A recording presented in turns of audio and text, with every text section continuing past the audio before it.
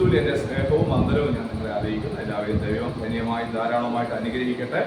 ദൈവവചനത്തിലോട്ട് നമ്മുടെ ശ്രദ്ധ തിരിക്കുകയാണ്. 1 പത്രോസിന്റെ ലേഖനം 5-ാമത്തെ അധ്യായം അതിന്റെ 7-ാമത്തെ വാക്യ 8-ാമത്തെ വാക്യത്തിൽ നിന്നാണ് ഞാൻ ഇന്ന് നിങ്ങളോട് സംസാരിക്കാൻ ആഗ്രഹിക്കുന്നത്. 1 പത്രോസ് 5-ാമത്തെ അധ്യായം 8-ാമത്തെ വചനം.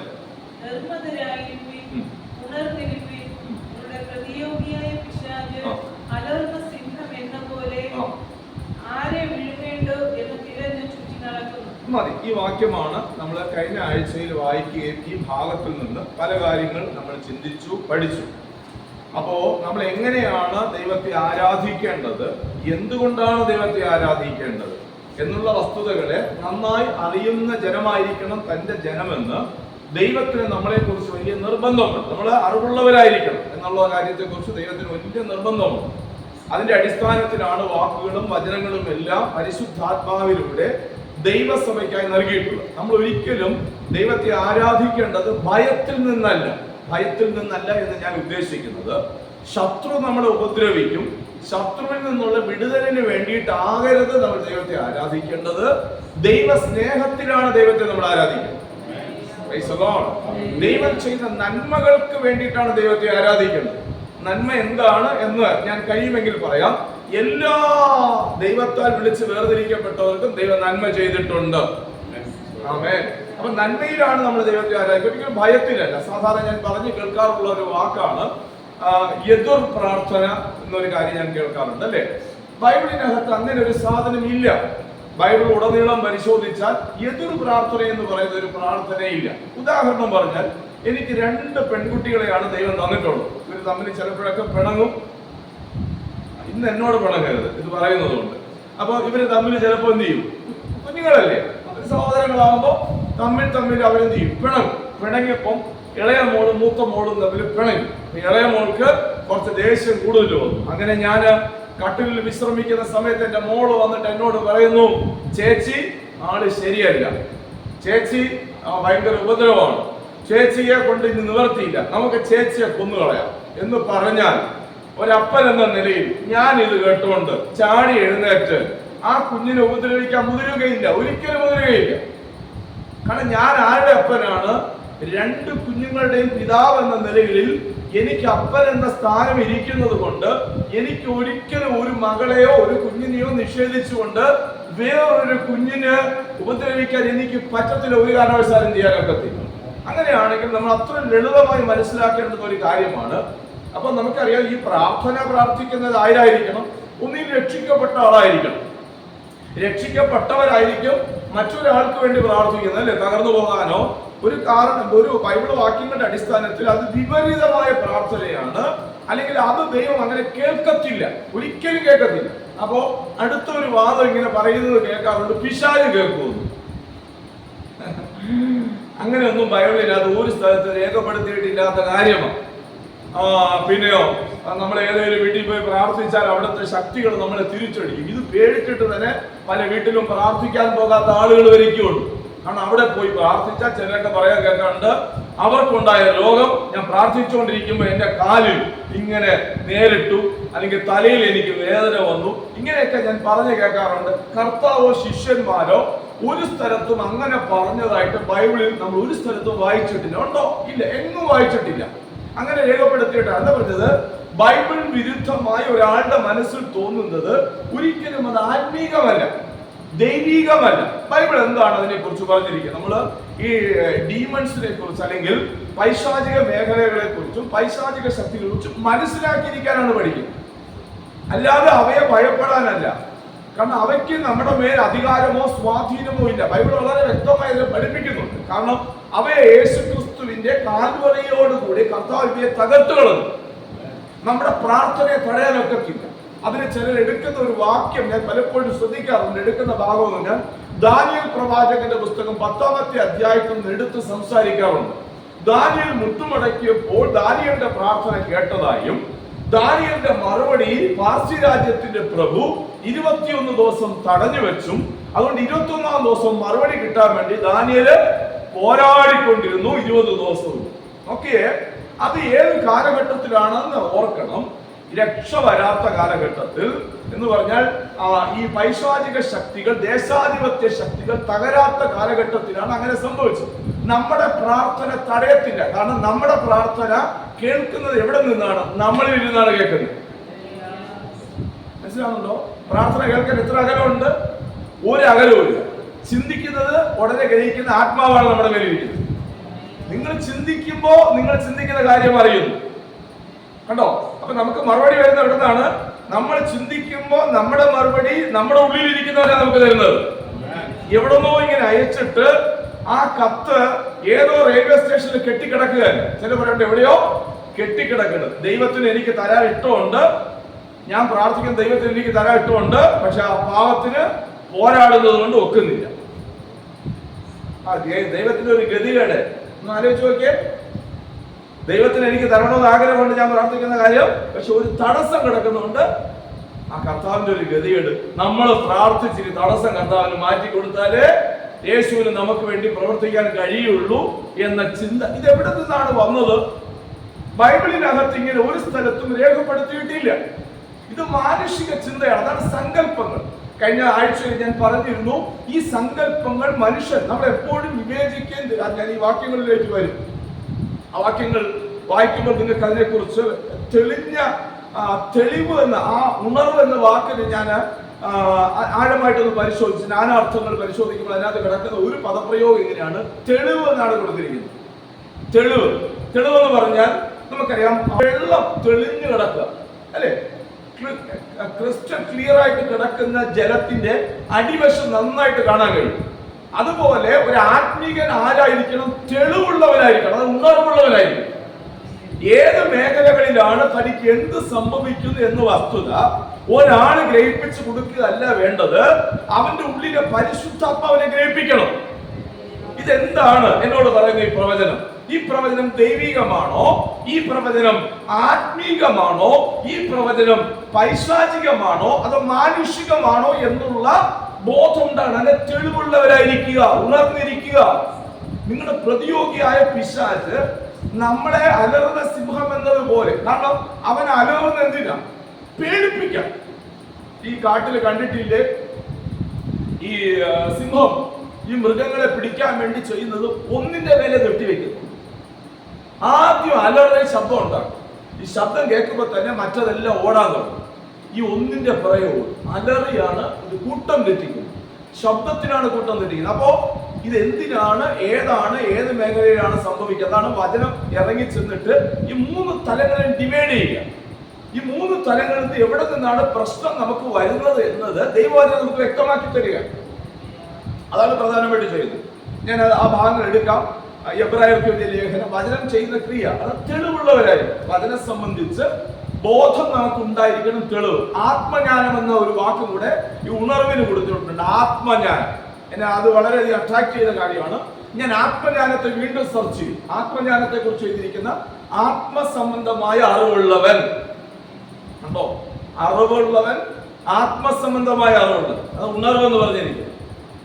എന്തിനാണ് ഈ വാക്ക് ഇങ്ങനെ എഴുതിയിരിക്കുന്നത് എന്നതാണ് ഞാൻ ആഴമായി പരിശോധിച്ചെത്തിയപ്പോൾ എനിക്ക് കാണാൻ കഴിയുന്നത്, ആത്മജ്ഞാനമുള്ളവരായി നമ്മൾ ഇരിക്കണം. നമ്മൾ ഒരിക്കലും ലോകജ്ഞാനം നമ്മളെ ഭരിക്കരുത്. ഏതോ ഒരു മനുഷ്യൻ പറഞ്ഞു കേട്ടു, അയാൾക്ക് അതിന് 100 അനുഭവങ്ങൾ ഉണ്ടായിരിക്കാം. അയാളുടെ അനുഭവം നമുക്കെന്തിനാ? നമുക്ക് ദൈവവചനമാണ് അനുഭവങ്ങൾ തരുന്നത്. അവർ അവിടെ പോയി പ്രാർത്ഥിച്ചു, ഇത് നടന്നു, ഇവിടെ പോയി പ്രാർത്ഥിച്ചു, ഇത് നടന്നു എന്ന ഭയത്തിന്റെ ഒരു സ്വാധീനം നമ്മുടെ ഉള്ളിൽ തരികയാണ്. അപ്പൊ നമുക്ക് ദൈവവചനത്തെ സംബന്ധിക്കുന്ന ആഴമായ ഒരു കാഴ്ചപ്പാട് നമുക്ക് ഉണ്ടായാൽ മാത്രമേ ആ വിഷയത്തിൽ നമുക്ക് ഇതിനെ ഗ്രഹിക്കുവാൻ സാധിക്കൂ. സ്തോത്രം. ന്യായപ്രമാണം ബന്ധപ്പെട്ടത് ആരോടാണ് പറഞ്ഞിരിക്കുന്നതെന്ന് അറിയണം. ദൈവവചനം എവിടെയാണ് ക്രിയ ചെയ്യുന്നതെന്ന് അറിയണം. ഞാൻ ഇത് വായിപ്പിച്ച് അതിനൊന്ന് ഡിവൈഡ് ചെയ്ത് തരാൻ വേണ്ടിയിട്ട് ഒരു ശ്രമം ഞാൻ നടത്താം. നമ്മൾ ഒരുമിച്ച് ആ ഭാഗങ്ങൾ ഒന്ന് ശ്രദ്ധിക്കുന്നത് നന്നായിരിക്കും. കാരണം തുടർന്ന് നമ്മൾ ഈ ഭൂമിയിലുള്ള ആത്മീയ ജീവിതം നയിക്കുന്നു. നിത്യതയിലേക്ക് പോകാനാണ് ഇവിടെ നമ്മൾ ഒരുങ്ങുന്നത്. സ്തോത്രം. ഹല്ലേലൂയ. ആ വാക്കിന് അല്പം ഒരു വ്യത്യാസം വരുത്ത ഒരുങ്ങുകയല്ല, ദൈവം നമ്മളെ ഒരുക്കിക്കൊണ്ടിരിക്കുക. ആമേൻ, ആമേൻ. പൂർണ്ണമായി എന്ത് പറയേണ്ടത്? ആത്മശുദ്ധി വന്ന നമുക്ക് പ്രാണ ശരീര ശുദ്ധിയാണ് ദൈവവചനം നമുക്ക് ചെയ്യുന്നത്. അത് കണ്ടുപിടിക്കുകയാണ് ചെയ്യുന്നത്. നമുക്ക് ഒക്കുമെങ്കിൽ ആ ഭാഗങ്ങളിലൊക്കെ വരാം. അല്ലാതെ ഞാൻ ഇടയ്ക്ക് കയറി പറഞ്ഞാൽ നമുക്ക് അതിനെക്കുറിച്ച് വേണ്ടതുപോലെ മനസ്സിലാവില്ല. നമുക്കൊരിക്കലും പോകാൻ പറ്റുന്ന ഒന്നല്ല വിശുദ്ധിയിലേക്ക്, നമുക്കൊരിക്കലും കയറാൻ പറ്റുന്ന ഒരു സ്ഥലമല്ല നിത്യത എന്ന് പറയും. നമ്മളെ കൊണ്ടുപോയാൽ മാത്രമേ ഈ രണ്ട് മേഖലയിലേക്ക് നമുക്ക് പോകാൻ പറ്റുള്ളൂ. കാരണം ഹ്യൂമൻ ബീങ്, മനുഷ്യന് ഒരിക്കലും അത് സാധ്യമല്ല. നിങ്ങൾ എത്ര വേണമെങ്കിലും ആദ്യം പരിശ്രമിച്ചു നോക്കിയാൽ പറ്റത്തില്ല. ദൈവം നമ്മിൽ ചെയ്യുന്നതാണ് വിശുദ്ധീകരണം എന്ന് പറയുന്ന ഒരു പ്രോസസ്സിംഗ്. അത് ആഴമായ ഒരു വിഷയമാണ്. നമുക്ക് കഴിയുമെങ്കിൽ അതിനെ ഹാൻഡിൽ ചെയ്ത് പോകാം. ഇപ്പോൾ ഞാൻ പറഞ്ഞ എബ്രായർക്കെതിരെ ലേഖനം 4-ാമത്തെ അധ്യായം 12-ാമത്തെ വചനം, ഇവകളെ തമ്മിലാണ് ഈ വചനം വന്നിട്ട് വേർതിരിക്കുന്നത്. എന്ത് മേഖലകളിലാണ് ഇത് ചെയ്യുന്നതെന്ന് വായിച്ചേ. 4:12 ദൈവത്തിന്റെ വചനം എന്തുള്ളതാണ്? ജീവനും ചൈതന്യമുള്ളതായി, ഏത് വാളിനേക്കാളും മൂർച്ചയേറിയതും. കണ്ടോ? നിങ്ങൾ അവിടെ ശ്രദ്ധിച്ചത് വായിക്കണേ. പ്രാണനെ, ഈ വചനം എന്ത് ചെയ്യുന്നു? പ്രാണനിൽ നിന്നുള്ളത് വേർതിരിക്കുക. നമ്മൾ തിരിച്ചറിയണം, നമ്മുടെ പ്രാർത്ഥനകളിൽ ഇങ്ങനെ തിരിച്ചറിയണം. പ്രാണനിൽ നിന്നുള്ള ഇച്ഛാ പ്രാർത്ഥനയാണോ എന്റെ പ്രാർത്ഥന, അതോ ദൈവഹിതത്തിനുള്ള പ്രാർത്ഥനയാണോ? പ്രാണന്റെ ആഗ്രഹമാണ് അല്ലേ? നമുക്ക് ഈ ഭൂമി ജീവിക്കുമ്പോൾ നല്ലൊരു ശതമാനം ആളുകളുടെയും പ്രാർത്ഥന പ്രാണന്റെ പ്രാർത്ഥനയാണ്. ഇതാണ് ദൈവവചനം ഡിവൈഡ് ചെയ്തത്. എന്നിട്ട് അതിന്റെ അവസാനമുള്ള ആത്മീക പ്രാർത്ഥനയാണ്, കർത്താവേ ഇത് പ്രാണന്റെ ഇച്ഛയാണ്, ഇത് ഇന്ന മേഖലയിൽ നിന്ന് വരുന്നതാണ്, പക്ഷെ അങ്ങയുടെ ഇഷ്ടം ഇതിന്റെ മേൽ നടക്കണമേ. അപ്പൊ അതിന്റെ മേൽ ദൈവ ഇഷ്ടത്തിന് വേണ്ടി സമർപ്പിക്കുന്നവരായി തീരണം. കാരണം ആ വിഷയത്തിൽ ദൈവത്തിന്റെ പദ്ധതി എന്താണെന്ന് നമ്മൾ അറിഞ്ഞുകൂടാ. അപ്പൊ നമ്മൾ ഇവിടെ എന്ത് ചെയ്യില്ല? ഭാരപ്പെട്ടു പോകില്ല. പ്രാർത്ഥിക്കുന്ന ഒരു മനുഷ്യന്റെ റിസൾട്ട് അറിയാമോ? പ്രാർത്ഥിക്കുന്ന ഒരു മനുഷ്യന്റെ റിസൾട്ട് അറിയാമോ? പ്രാർത്ഥിക്കുന്ന ഒരു മനുഷ്യന്റെ റിസൾട്ട് എങ്ങനെ ഉടനെ അവന് റിസൾട്ട് കിട്ടുന്ന അറിയാമോ നിങ്ങൾക്ക്? പ്രാർത്ഥന റൂമിൽ നമ്മൾ കയറി ചെയ്യുന്നു, പ്രാർത്ഥിച്ചു ചെയ്യുമ്പോൾ എങ്ങനെ റിസൾട്ട് ഉണ്ടായെന്ന് അറിയുന്നത് എങ്ങനെയെന്ന് അറിയാമോ? ആ വിഷയം ദൈവം ഏറ്റെടുത്ത് കഴിഞ്ഞാൽ റിസൾട്ട് ഞാൻ പറഞ്ഞുതരാം. ഫിലിപ്പിയർക്കെതിരെ ലേഖനം 4-ാമത്തെ അധ്യായം 6-ാമത്തെയും 7-ാമത്തെയും വാക്യം വായിക്കണം. വളരെ പരിചയമുള്ള ഒരു വാക്യമാണത്. നമ്മുടെ പ്രാർത്ഥന എങ്ങനെയുള്ളതായിരിക്കണം? ആകുല ചിന്തകളിൽ നിന്ന് ചിന്താകുലരാകരുത്, ചിന്തയുള്ളവരായിരിക്കണം. അതിന് നമ്മൾ എന്ത് പഠിപ്പിക്കുന്നു? ഒന്നിലും ചിന്താകുലരാകരുത്, പിന്നെ ചിന്തയുള്ളവരാണ്. ചിന്ത വേണം, ചിന്താകുലത വേണം. അയ്യോ എന്നൊരു വിഷയത്തിൽ നെടുവേർപ്പിടുന്ന മനുഷ്യൻ ആത്മീയനല്ല. ഞാൻ പറയുന്നത് ഗ്രഹിക്കാൻ കഴിയുന്നുണ്ടെന്നാണ് ഞാൻ വിശ്വസിക്കുന്നത്.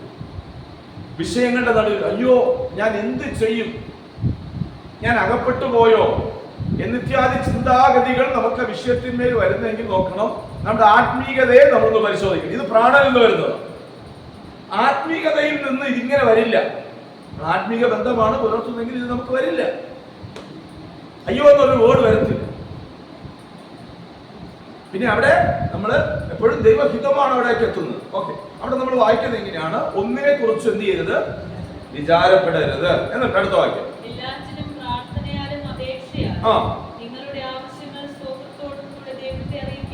നമ്മുടെ ആവശ്യം എങ്ങനെയാണ് അറിയിക്കേണ്ടത്? സ്തോത്രം എന്ന വാക്കിന് എന്താ അർത്ഥം? ലളിതമായി പറഞ്ഞു, സ്തോത്രം എന്ന വാക്കിന് എന്താ? താങ്ക്സ്, നന്ദി. ഇത്രയേ ഉള്ളൂ. യാതൊന്നും കൊണ്ടുപോകണ്ട. നമ്മൾ ചുമ്മാ ആവശ്യമില്ലാതെ കണക്ട് ചെയ്യുന്നത്. താങ്ക്സ്. എപ്പോഴാണ് താങ്ക്സ് പറയുന്നത്? എപ്പോഴാണ് താങ്ക്സ് പറയുന്നത്? കിട്ടിക്കഴിഞ്ഞുകൊണ്ട് താങ്ക്സ്. അങ്ങനെ പ്രാർത്ഥന കേട്ടു, നന്ദി യേശു. മുറി നിറങ്ങി വരുമ്പോ ഉണ്ടോ? എനിക്ക് വിഷയത്തിന്മേൽ ഭാരത്തോടെ ചിന്ത ആകുലതയോടെയാണ് ഞാൻ കയറി പോകുന്നത്. കണ്ടോ? ഞാൻ വിചാരപ്പെടുന്നില്ല. കാരണം ഞാൻ ഇപ്പോ ഇത് എന്റെ പെയിനാണ്. I am carrying my pain. ഇത് എന്റെ പെയിനാണ്. ഞാൻ എന്റെ പെയിനുമായിട്ടാണ് പ്രാർത്ഥനാ റൂം എന്ന് നമ്മൾ വിളിക്കുന്ന പ്രാർത്ഥനാ സ്ഥലം. എന്തോ ആയിക്കോട്ടെ, അത് എവിടെ ആയിക്കോട്ടെ, എല്ലാവർക്കും പ്രാർത്ഥനാ മുറി വേണമെന്നൊന്നുമില്ല. മരത്തടിയാകാം, മുട്ടാകാം, പിന്നെ ചിലപ്പോൾ ബാത്റൂം ആകാം, ചില ടോയ്ലറ്റിലേക്ക് കയറുന്ന പ്രാർത്ഥിക്കേണ്ട സാഹചര്യങ്ങളുള്ളവരുണ്ട്. നമ്മുടെ പ്രാർത്ഥന എന്ന് പറയുന്നത് എവിടെ ആയിരിക്കണം എന്നുള്ളതിനൊന്നും വ്യക്തതയൊന്നും ബൈബിളിനകത്തില്ല. ചിലപ്പോൾ നടന്നു പോകുമ്പോഴായിരിക്കും നമുക്ക് വേദന തോന്നും. ശരിയല്ലേ? വാഹനം ഓടിച്ചു പോകുമ്പോഴായിരിക്കും. എപ്പോഴാണെന്ന് പറയാൻ പറ്റില്ല. നിങ്ങൾ എപ്പോഴാണോ നമ്മുടെ ഉള്ളിൽ ആ പെയിൻ ഉണ്ടാകുന്ന അപ്പൊ കൊടുക്കുന്നതാണ് പ്രാർത്ഥന. അല്ലാതെ അടുത്ത മാസത്തെ ഉപവാസ പ്രാർത്ഥനയിൽ വെക്കുന്നതല്ല പ്രാർത്ഥന. അല്ലേ? നമ്മുടെ കാലിൽ ഒരു മുള്ളു കൊള്ളുമ്പോ നമ്മൾ അടുത്ത മാസം കരയാമെന്നാണോ പറയുന്നത്? On the spot. എന്റെ ദൈവമേ, അതാണ് ആഴത്തിൽ നിന്നുള്ള നിലവിളി. 130 സങ്കീർത്തനത്തിൽ പറഞ്ഞിരിക്കുന്ന ആഴത്തിൽ നിന്ന് നിലവിളി. നമ്മുടെ ആ നിന്ദയുടെ, പരിഹാസത്തിന്റെ, വേദനയുടെ ആ ഘട്ടം ഉണ്ടല്ലോ, ദൈവം എപ്പോഴാ പ്രാർത്ഥന കേൾക്കുന്നത് ചോദിച്ചാൽ ഞാൻ കറക്റ്റായിട്ട് പറയും, ആഴത്തിൽ നീ എപ്പോഴാണോ വിളിച്ചത് അപ്പോഴാ സ്വർഗത്തിലെത്തി. അല്ലേ? എത്രയോ സന്ദർഭങ്ങൾ നമ്മുടെ ജീവിതത്തിൽ ഇങ്ങനെ ഉണ്ടായിട്ടുണ്ട്. ചിലപ്പോ വണ്ടി ഓടിച്ചു പോകും, ഈ ആഴത്തിൽ ഇങ്ങനെ വരും, എന്റെ ദൈവമേ. ചില സമയങ്ങളിൽ നമ്മുടെ നെടുവീർപ്പ് വരും, പ്രാർത്ഥിക്കാൻ ഒക്കത്തില്ല. നെടുവീർപ്പിന് ഒരു വേർഡ്. അതുകൊണ്ടാണ് ദാവീദ് ഇങ്ങനെ കുറിച്ചു വെച്ചത്, എന്റെ ദൈവമേ, എന്റെ ദൈവമേ, നീ എന്നെ കൈവിട്ടതെന്ത്. സ്തോത്രം. എന്നിട്ട് അവിടെ കൊടുത്തിരിക്കുന്ന ഒരു വാക്കുണ്ട്, അടുത്തൊന്ന് വാക്യം വായിച്ച്. എന്റെ 22 സങ്കീർത്തനങ്ങൾ 22:1 22:1. ഇങ്ങോട്ട് വരും, എന്നെ അങ്ങോട്ട് കണക്ട് ചെയ്ത് കൊണ്ടുപോകുന്നതുകൊണ്ടാണ്. ചിലപ്പോൾ നിങ്ങളിൽ ആരെങ്കിലും പ്രാർത്ഥിക്കുന്നവരുണ്ടായിരിക്കാം, എന്റെ പ്രാർത്ഥന എന്തുകൊണ്ടാണ് കേൾക്കാത്തത് എന്നുള്ള ചിന്ത ഉണ്ടായിരിക്കുന്നവർ ഇതിനകത്ത് കാണും. അവരോടായിരിക്കാം ചിലപ്പോൾ ദൈവാത്മ ഇവിടെ കൊണ്ടുവന്ന്, എനിക്ക് അറിഞ്ഞുകൂടാ. ഓക്കെ, വായിച്ചു. എന്റെ ദൈവമേ, എന്റെ ദൈവമേ, നീ എന്നെ കൈവിട്ടത് എന്ത്? എന്നെ രക്ഷിക്കാതെ. നിങ്ങളവിടെ ആ വാക്ക് ശ്രദ്ധിച്ചോ? എന്റെ ഞരക്കത്തിന്റെ ഞരങ്ങുന്നത്. ഞരങ്ങി ചില സമയങ്ങളിൽ, ചില വിഷയത്തിൽ, ചിലപ്പോ ചില നിന്ദിച്ചതുണ്ടായിരിക്കും, ചിലപ്പോൾ കുടുംബ ജീവിതത്തിലായിരിക്കും. നമ്മള് അത് നമുക്കത് പറയാൻ പറ്റത്തില്ല. അകത്ത് നമ്മൾ ഇങ്ങനെ ഒരു ഞരങ്ങും, അത് വല്ലാത്ത ഞരങ്ങും. ആ ഞരക്കം അറിയാവുന്നവനാണ് നമ്മുടെ ദൈവം. കണ്ടോ? നിങ്ങൾ പ്രാർത്ഥിക്കണ്ട എന്നല്ല ഞാൻ പറയുന്നത്. ചില സമയത്ത് അതൊരു പ്രാർത്ഥനയാണ്. പാട്ടുകൾ പ്രാർത്ഥനയാണ്, ചിന്തകൾ പ്രാർത്ഥനയാണ്. അതാണ് നാം ചോദിക്കുന്നതിലും നനയ്ക്കുന്നതിലും. നനച്ചതാ. ചില സന്ദർഭങ്ങളിൽ നിങ്ങൾക്ക് അനുഭവം ഉണ്ടോ എന്ന് എനിക്കറിയില്ല. എന്റെ ജീവിതത്തിൽ ഒരുപാട് അനുഭവങ്ങളുണ്ട്.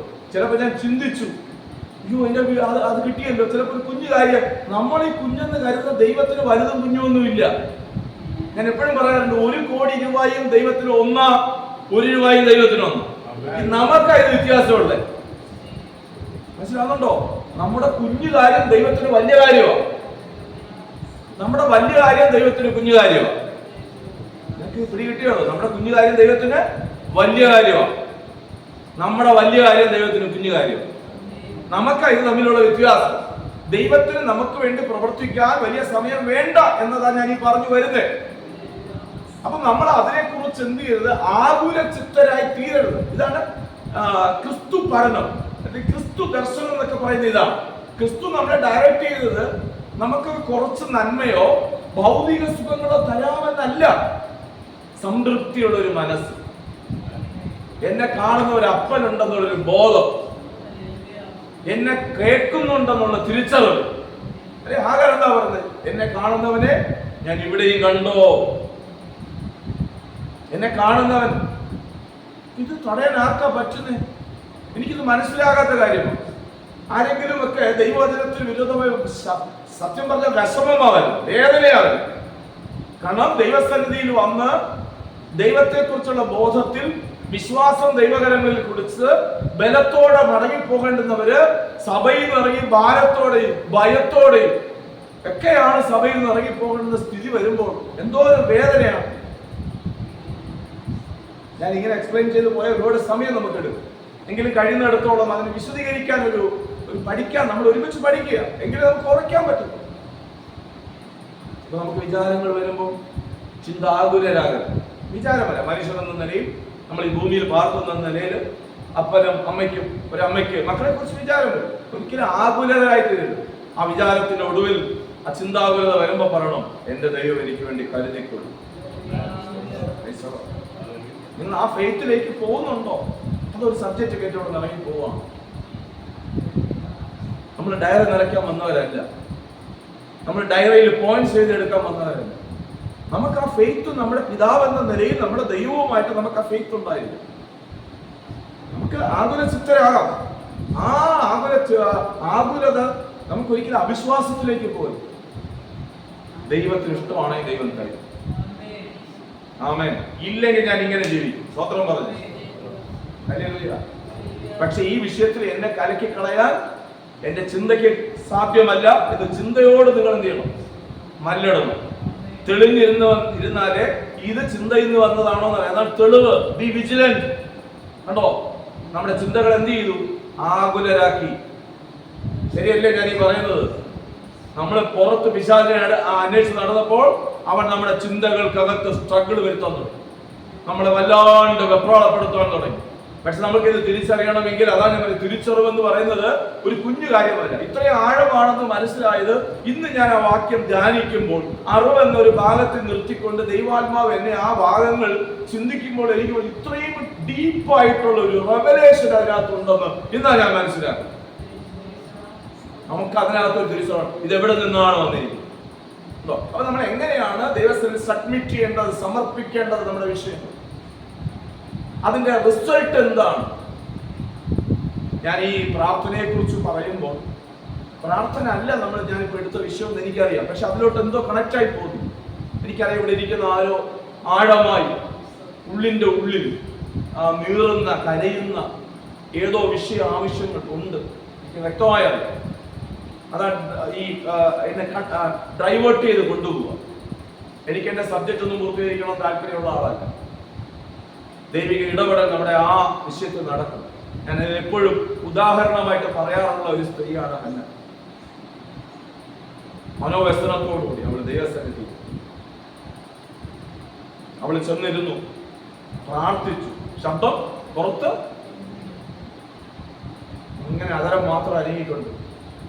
ഏലി ഇവളെ കണ്ടിട്ട് പറഞ്ഞു, വീഞ്ഞിറങ്ങട്ടെ, രാവിലെ കണ്ടുപിടിച്ചോണ്ട് വന്നിരിക്കുകയാണോ? ഇവിടെ ഉടനെ തുറന്നിട്ട് കണ്ണു തുറന്നിട്ട് പറഞ്ഞു, അങ്ങനെയല്ല യജമാനെ, ഞാൻ വീഞ്ഞോ മദ്യമോ കുടിച്ചിട്ടില്ല. ഞാൻ ആരാണ്? മനോവ്യസനമുള്ള ഒരു സ്ത്രീയാണ്. മനോവ്യസനത്തോട് ഞാൻ എന്തുവാ ചെയ്യുന്നറിയാമോ? എന്റെ ഹൃദയം ദൈവസന്നിധി. പ്രാർത്ഥനയിൽ രണ്ട് കാര്യമുണ്ട്, ഷെയറിംഗ് ഉണ്ട്, പോറിംഗ് ഉണ്ട്. ഞാൻ ഇംഗ്ലീഷ് വേർഡ് ഞാൻ പരിശോധിച്ചപ്പോൾ ഐ പോറിംഗ് മൈ ഹാർട്ട്, ഞാൻ എന്റെ ഹൃദയം പകരുകയാണ്. പോറിംഗ് ഉണ്ട്, ആ വേർഡ് എന്നെ വളരെയധികം സ്ട്രൈക്ക് ചെയ്തു. ഷെയറിങ്ങും പോറിങ്ങും തമ്മിലുള്ള വ്യത്യാസം എന്താണുള്ളത്? ഷെയറിംഗ്, എന്റെ വിഷയം, ഞാൻ എന്റെ സഹോദരൻ ഇവിടെ ഇരിക്കുകയാണ്, പ്രിയപ്പെട്ടവരുടെ ഞാൻ പറയുന്നത് ഷെയറിംഗ് ആണ്. ഒരിക്കലും എന്റെ വിഷയം അദ്ദേഹത്തിന് എടുക്കാൻ പറ്റും, എനിക്ക് ഷെയർ ചെയ്യാനേ പറ്റത്തുള്ളൂ. നമ്മൾ മനുഷ്യരോട് പറയുന്നതെല്ലാം ഷെയറിംഗ് ആണ്. ഞാൻ ഇന്ന അവസ്ഥയിലൂടെയാണ് പോകുന്നത്, ഞാൻ ഇന്ന സാഹചര്യത്തിലൂടെയാണ് പോകുന്നത് എന്ന് പറയുമ്പോൾ മനുഷ്യന്റെ കാര്യങ്ങൾ നമ്മൾ ഷെയർ ചെയ്യാനേ പറ്റും. അദ്ദേഹത്തിന് ഒരിക്കലും എന്റെ വിഷയം എടുത്തോണ്ട് പോകാൻ ഒക്കത്തില്ല. പക്ഷെ പോറിങ് അങ്ങനെയല്ല. എന്റെ കയ്യിലിരിക്കുന്ന, എന്റെ മനസ്സിലിരിക്കുന്ന ഈ വിഷയത്തെ ഞാൻ പൂർണ്ണമായിട്ട് മറ്റൊരു പാത്രത്തിലേക്ക് ഒഴിച്ചു കൊടുക്കുകയാണ്. അത് ഏത് പാത്രമാണ്? എന്റെ ഹൃദയം എന്ന പാത്രത്തിലിരിക്കുന്ന, എന്നെ വേദനിപ്പിക്കുന്ന, എന്നെ വ്യസനിപ്പിക്കുന്ന, എന്നെ ഭാരപ്പെടുത്തുന്ന ഈ വിഷയത്തെ ഞാൻ വേറൊരു പാത്രം, ഏതാണ് ആ പാത്രം? ദൈവ ഹൃദയത്തിലേക്ക് ഞാൻ പകരുകയാണ്. കണ്ടോ, ഞാൻ മുഴുവനും പകർന്നു കഴിഞ്ഞു. ഷെയറിംഗിൽ നമ്മൾ കൈമാറ്റം ചെയ്യുന്നില്ല, വിഷയം പങ്കുവെച്ചതേ ഉള്ളൂ. പോറിംഗിൽ നമ്മൾ കൈമാറ്റം ചെയ്തു. കൈമാറ്റം ചെയ്താൽ എന്താണ് അതിന്റെ അർത്ഥം? ആ സാധനം പിന്നെ എവിടെ ഇല്ല? എന്റെ ഹൃദയത്തിൽ ഇല്ല, എന്റെ ഉള്ളിലില്ല. ഞാൻ എവിടെയാണോ പകർന്നത് പിന്നെ അവിടെയാണ്. വേദന എവിടെ ഇരിക്കുന്നു? നമ്മുടെ വേദന നമ്മൾ അനുഭവിക്കുന്നത് പോലെ അനുഭവിക്കും ക്രിസ്തു. ഉണ്ടോ? നമ്മുടെ ഉള്ളിൽ ആ വിഷയത്തിൽ നമ്മൾ എന്ത് പെയിനാണ്, ആ പെയിൻ, അതിനെയാണ് മധ്യസ്ഥൻ. അതുകൊണ്ടാണ് ഭൂമിയിൽ മധ്യസ്ഥൻ വേറെ ഇല്ലെന്ന് പറയുന്നത്. കത്തോലിക്കക്കാർക്ക് പുണ്യവാളന്മാർ മധ്യസ്ഥരാണ്, പെന്തിക്കോസ്റ്റുകാർക്ക് പാസ്റ്റർമാർ മധ്യസ്ഥരാണ്. Pastors not a mediators. ഒരിക്കലും പാസ്റ്റർമാർ മധ്യസ്ഥരല്ല. നമ്മുടെ മേൽ ഇരിക്കുന്നത് പോലെയുള്ള അതേ ആത്മാവ് തന്നെയാണ് ഒരു പാസ്റ്ററുടെ മേലിരിക്കുന്നത്. പാസ്റ്റർ പ്രാർത്ഥിച്ച കൂടുതൽ കേൾക്കുമെന്നുള്ള ചിന്ത നമ്മുടെ ഉള്ളിൽ ആരോ തന്നതാ, ഒരിക്കലുമില്ല. മൂപ്പൻ പ്രാർത്ഥിച്ച കേൾക്കും, പാസ്റ്റർ പ്രാർത്ഥിച്ച കേൾക്കും എന്നുള്ള ചിന്ത തന്നതാ. ബൈബിൾ വളരെ വ്യക്തമായി പറഞ്ഞിരിക്കുന്നു. നമ്മുടെ ശ്രേഷ്ഠ മഹാപുരോഹിതർ എന്ന് പറഞ്ഞിരിക്കുന്ന നമ്മുടെ കർത്താവ്. മനുഷ്യർക്കും ദൈവത്തിനും മധ്യസ്ഥൻ ഒരുവനല്ലോ. അതാരാണ്?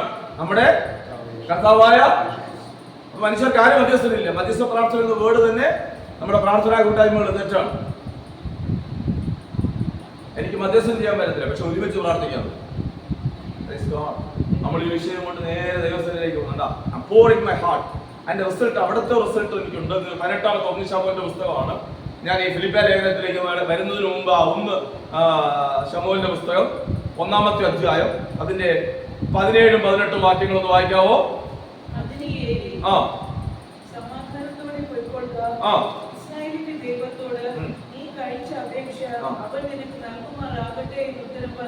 എന്തോ പറഞ്ഞേ? നീ കഴിച്ച പ്രാർത്ഥന ഇപ്പൊ എവിടെ ഇല്ല, നിന്റെ കൈവശം ഇല്ല. നമ്മുടെ പ്രാർത്ഥന നമ്മുടെ കൈവശം ഉണ്ടോ എന്നൊന്ന് പരിശോധിക്കണം. എങ്കിൽ നമ്മൾ ഷെയർ ചെയ്യും. ഉണ്ടോ?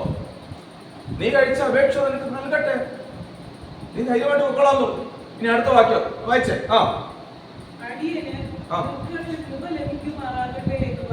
അടിയന്റെ തൃക്കണ്ണിൽ കൃപ ലഭിക്കുമാറാകട്ടെ എന്ന് പറഞ്ഞു. സ്ത്രീ തന്റെ വഴിക്ക് പോയി ഭക്ഷണം കഴിച്ചു. കണ്ടോ? അവളുടെ മുഖം എന്ത് ചെയ്തില്ല? അവളുടെ ആകുല ചിന്ത പോയി. അവള് ഷെയറിംഗ് അല്ല ചെയ്തത്, അവളുടെ ഹൃദയം ദൈവസ്ഥലിൽ ഇങ്ങനെ പകരുകയാണ്. ഇപ്പൊ ആവശ്യം എവിടെയുണ്ട്? എന്റെ കയ്യിലില്ല. ദൈവസ്ഥൽ എത്ര പേർക്ക് ഇന്ന് ഇവിടെ നിന്ന് ഇറങ്ങിപ്പോകുമ്പോൾ നമുക്കൊരു ബോധം ഉണ്ടാകണം, ബോധ്യം ഉണ്ടാകണം. നമ്മുടെ പ്രാർത്ഥനാ മുറിയിൽ, നമ്മൾ പ്രാർത്ഥിക്കുന്ന സ്ഥലത്ത്, പ്രാർത്ഥിക്കുന്ന വിഷയങ്ങൾ നമുക്ക് ഈ ഒരു ബോധ്യമാണ് വേണ്ടത്. ദൈവകാര്യങ്ങളിൽ കൊടുത്താൽ എൻ്റെ ഒരു സഹോദരൻ ഉണ്ടായി ഞങ്ങളുടെ ചർച്ചിൽ, പ്രിയപ്പെട്ടവൻ, ഞാനില്ലാത്തപ്പോഴൊക്കെ എന്റെ ചർച്ചിൽ ലീഡ് ചെയ്തുകൊണ്ടിരിക്കുന്നത് പ്രിയപ്പെട്ടവനായിരുന്നു. എന്റെ ഭാര്യ എന്നോട് ചിലപ്പോൾ വരുമ്പോൾ പറയും, ഇന്ന ബ്രദർ നമുക്ക് വേണ്ടി പ്രാർത്ഥിക്കുമ്പോൾ ശ്രദ്ധിച്ചായിരുന്നു, പാസ്റ്റർക്ക് ഇന്ന കാര്യങ്ങൾക്ക് വേണ്ടി പ്രാർത്ഥിക്കുമ്പോൾ അതിനോട് ചേർത്ത് പറയുന്ന ഒരു വാക്കുണ്ട് അദ്ദേഹം, ദൈവമേ അത് നൽകിയതിനായിട്ട് സ്തോത്രം. അതിനെയാണ് നമ്മൾ വിശ്വാസം എന്ന് വിളിക്കുന്നത്. ദൈവമേ അത് തന്നത്, അതിനാണ് നന്ദി, താങ്ക്സ് ഗിവിംഗ്. അതിനെയാണ് സ്തോത്രം എന്ന് പറഞ്ഞിരിക്കുന്നത്. സ്തോത്രത്തോടു കൂടി നിങ്ങളുടെ ആവശ്യങ്ങൾ ദൈവത്തെ അറിയിക്കുകയാണ് വേണ്ടത്. താങ്ക് ലോർഡ്, അവിടുന്ന് കേട്ടതിനായി നന്ദി. അതാണ് ആ കോൺഫിഡൻസ്. ആ ഒരു കോൺഫിഡൻസ് ദൈവമക്കളെ നമ്മുടെ ജീവിതത്തിൽ ഉണ്ടായി. എന്റെ റിസൾട്ട് കൂടെ ഞാൻ അവിടെ കൂടെ ഒന്ന് പറഞ്ഞേച്ചു വരാം. ഒന്ന് വായിക്കാവോ? നമുക്ക് തിരിച്ചു വരികയാണ്. ഫിലിപ്പിയ ലേഖനത്തിലോട്ട് ഞാൻ വരികയാണ്. ഫിലിപ്പിയ ലേഖനം വായിച്ച് ആ 4-ാമത്തെ അധ്യായം 6-ാമത്തെ വചനമാണ് നമ്മൾ വായിച്ച്. ഒന്നുകൂടെ ഒന്ന് റിപ്പീറ്റ് ചെയ്തേ.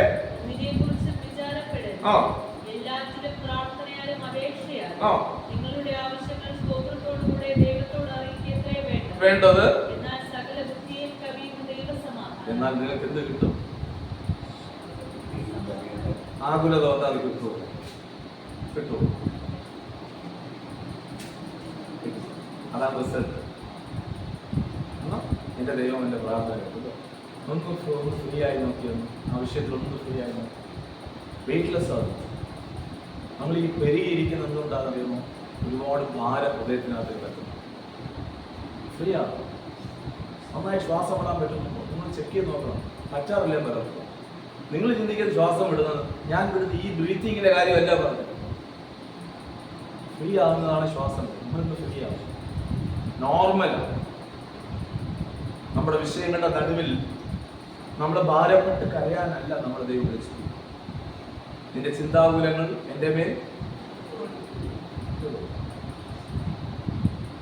നിന്റെ ചിന്താകുലങ്ങൾ ഇട്ടുകൊള്ളുക. ചിന്താകുലങ്ങൾ എന്ന് പറയുന്നത് കാർബേറ്റാണ്, വേസ്റ്റാണ്. നമ്മൾ കൊണ്ടു നടക്കുന്നത് ഒന്നിന് പറയാ ഒന്നായിട്ട് വരുമ്പോൾ നമ്മുടെ ഉള്ളിൽ ഭാരം ഇങ്ങനെ കൂടും. ഒരു കാര്യം നിങ്ങൾക്കറിയാമോ? നമുക്ക് ഒരു ഭാരവും ചുമക്കാനുള്ള ആരോഗ്യം. നിങ്ങൾ ഇതിലേക്ക് ആരോഗ്യമുള്ളവരാണ് അല്ലേ? കയ്യിലിരിക്കുന്ന ബൈബിൾ ഇത്ര സമയം ഞാൻ പിടിച്ചു കഴിഞ്ഞപ്പോഴേ എൻ്റെ കയ്യിൽ വേദന വയ്ക്കാൻ തുടങ്ങി. അങ്ങനെയാണെങ്കിൽ വലിയ വിഷയങ്ങൾ നമ്മുടെ ഹൃദയത്തിൽ പേറുമ്പോൾ എന്തോരോ വേദനയായിരിക്കും. മുന്നോട്ട് പോകാൻ പറ്റില്ല. നിങ്ങൾ എപ്പോഴാണ് ദൈവം, നിങ്ങൾ പ്രാർത്ഥനാ കൂട്ടായ്മയിലൊന്നും പോയെന്ന് പറഞ്ഞ് ഇത് പോവില്ല. ഇതാണ് നിങ്ങൾ കൈയടിച്ചെന്ന് പറഞ്ഞ് പോവില്ല. നിങ്ങൾക്ക് ബാഹ്യ ശരീരത്തിൽ ഒരു മാറ്റമോ അല്ലെങ്കിൽ ഒരു സംഭവിക്കും. പക്ഷെ നമ്മൾ ഉള്ളിൽ നിന്ന് പോണ്ടേ? അത് വിത്ത് ഇന്റിമസി, ദൈവവുമായിട്ടുള്ള ആ കണക്ഷൻ, ആ ബന്ധം. നമ്മുടെ പ്രാർത്ഥനകളിൽ നമ്മൾ പ്രാർത്ഥിക്കേണ്ടുന്ന പ്രധാനപ്പെട്ട, ദൈവമേ അങ്ങനെ ഒരു ഇന്റിമസി എനിക്ക് തരണമേ. നമ്മൾ ഫ്രീ ആവും. ഓരോ പ്രാർത്ഥനകൾ നമ്മൾ കഴിയുമ്പോൾ ഇതൊരിക്കലും എനിക്ക് സത്യം പറഞ്ഞാൽ ഈ കൈയടിച്ച് കിടന്ന് ബഹളുണ്ടാക്കിയ പ്രാർത്ഥന എനിക്ക് വലിയ താല്പര്യമില്ല. കാരണം എത്രത്തോളം ഫാക്ട് ഉണ്ട്. നമ്മളെ കുറച്ച് അന്യഭാഷ പറയാൻ വേണ്ടി വിളിച്ചതല്ല ദൈവം നമ്മളെ. നിങ്ങൾക്കൊന്ന് മനസ്സ് ഞാൻ ഇങ്ങനെ തകർന്നിരിക്കുമ്പോഴത്തേന് എങ്ങനെ കൈയടിക്കുന്നു? ഒന്നും ചെയ്യാൻ പറ്റില്ല. ചില സമയങ്ങളിൽ വാക്ക് വരത്തില്ല. എന്റെ ബ്രദർ വായിന്ന് വാക്ക് പറയാൻ പറ്റത്തില്ല. ഇന്റർവേഴ്സിയായിട്ട് പ്രേയർ വന്നാൽ മറ്റതെല്ലാം നമ്മൾ പ്രേരണയോടെ സഹകരിക്കുന്നു, എന്താണ്ടൊക്കെ പറയുന്നു, ഞാനും കൂടെ പറയുന്നുണ്ട്. അല്ലാണ്ട് നിങ്ങൾ ആലോചിച്ച് നോക്കുക, ശരിയല്ലേ ഞാൻ ഈ പറയുന്നത്? ആവശ്യമായിട്ട് എനിക്ക് എന്തോ ഒരു ആത്മാർത്ഥതയുണ്ട്. ഒന്നുമില്ല, ഞാനും ആളുകളുണ്ട്. ഞാൻ ഈ സത്യം പറഞ്ഞത് എത്രത്തോളം ആളുകൾക്ക് ഇത് ഉൾക്കൊള്ളാൻ കഴിയുമെന്ന് അറിയുന്നില്ല. എനിക്ക് ആത്മഭാരമില്ലാത്ത നൈറ്റ് പ്രയറിനൊന്നും ഞാൻ പോകാറില്ല. ആ നൈറ്റ് പ്രയറിൽ പോയിരുന്നു പിന്നെ നമ്മളെ ഉറങ്ങാതിരിക്കാൻ വേണ്ടിയിട്ടുള്ള ശ്രമങ്ങളാണ് നടക്കുന്നത്. കൈകൂപ്പി അല്ലെങ്കിൽ പറയാം, പിന്നെ ഓടാം, എഴുന്നേറ്റ് നിൽക്കാം, ചാടാം. എന്തിനാണ് ഈ പാടുപെടുന്നത്? വീട്ടിൽ കിടന്ന് മര്യാദയ്ക്ക് ഉറങ്ങിക്കൂടെ എന്നാണ് എന്റെ ചോദ്യം. ആത്മഭാരമില്ലാത്ത 5 മണിക്കൂറിലെ പ്രാർത്ഥനയെക്കാളും ആത്മഭാരമുള്ള നമ്മുടെ വിഷയങ്ങൾ ദൈവം ഏറ്റെടുത്തുള്ള ബോധത്തോടുകൂടിയ എത്ര സെക്കൻഡ് ആണെങ്കിൽ അതാണ് വാല്യൂബിൾ. എത്ര സമയം ഇരുന്നു എന്നല്ലാതെ ദൈവം നോക്കുന്നത്, ആ സമയം നമുക്കുള്ള ദൈവിക സന്നിധിയിലെ വിശ്വാസം എന്തോരം ഉണ്ട്, എന്തളവിലുണ്ട് എന്നുള്ളതാണ് ദൈവം. നീ 5 മണിക്കൂർ പ്രാർത്ഥിച്ചൊന്നും ഒരിക്കലും ദൈവം ചോദിക്കുന്നത്.